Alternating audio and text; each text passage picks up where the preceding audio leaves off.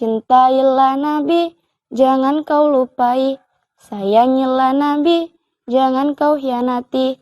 Bismillahirrahmanirrahim. Assalamualaikum warahmatullahi wabarakatuh. Alhamdulillahi rabbil alamin. Assalatu ala asyrafil anbiya'i wal mursalin wa ala alihi wa ashabihi rasulillahi ajmain. Amma ba'du.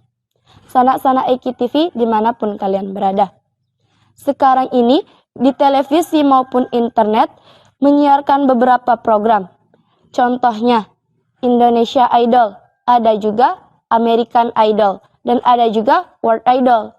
Saya pikir sebagian dari sanak-sanak IKTV sekalian telah melihat acara tersebut di televisi maupun internet. Jutaan orang yang menikmati penampilan mereka dalam bernyanyi, menari, dan lain sebagainya.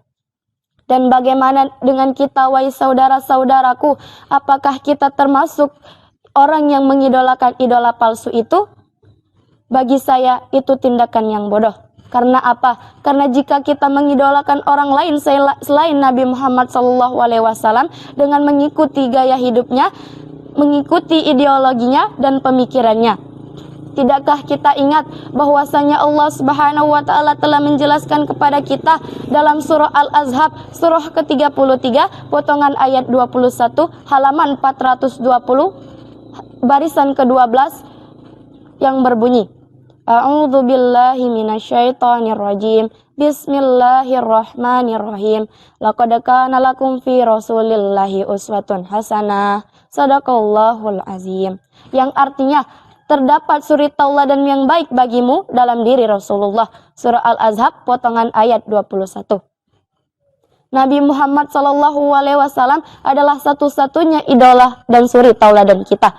Muhammad SAW adalah nama agung yang diberikan kepada seseorang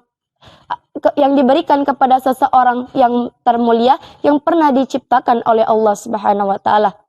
Beliau diidolakan bukan karena beliau seorang penguasa yang memerintahi negeri dengan tangan besi, dan bukan pula beliau seorang hartawan yang memberikan harta kekayaannya kepada orang-orang miskin.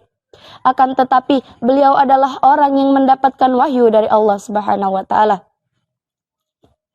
Kita sebagai umat muslim, kita harus menjadikan beliau sebagai idola. Karena apa? Karena sifat-sifat kemanusiaan beliau yang sempurna. Sejak masa kecil beliau dikenal dengan sebutan Al-Amin, yang menunjukkan bahwa diri kepribadiannya yang terpercaya, yang tidak pernah menyalahi janji, dan yang tidak pernah berkata dusta, dan yang tidak pernah mengkhianati amanah.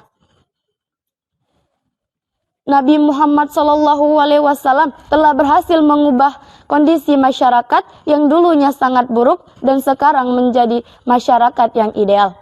Menurut Allah, hanya dalam kurun waktu 23 tahun saja. Bukankah keberhasilan yang luar biasa? Keberhasilan beliau tidak diakui oleh umat Islam saja, akan tetapi juga diakui oleh sarjana barat ataupun orientalis. Salah satunya adalah Michael Hart yang menulis dalam bukunya 100 tokoh terkemuka di dunia bahwasanya Nabi Muhammad SAW adalah orang yang pertama yang menempati peringkat pertama yang dapat mengalahi orang lain di dunia.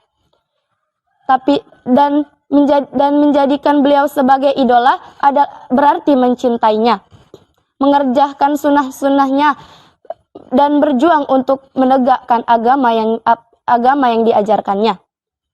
Tetapi tidak pada zaman sekarang, wahai saudara-saudaraku.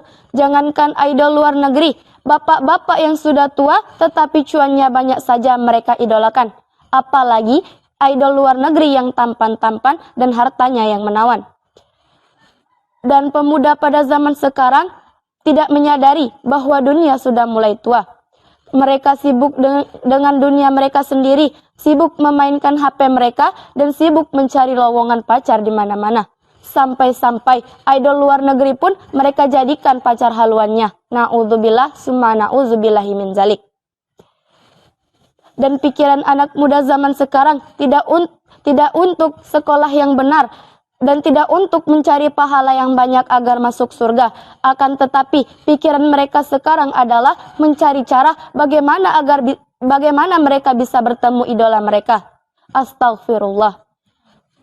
Sebelum saya menutup ceramah singkat saya, izinkan saya berpantun terlebih dahulu. Jalan-jalan ke rumah Ahmad. Di sana ada si Wahyu.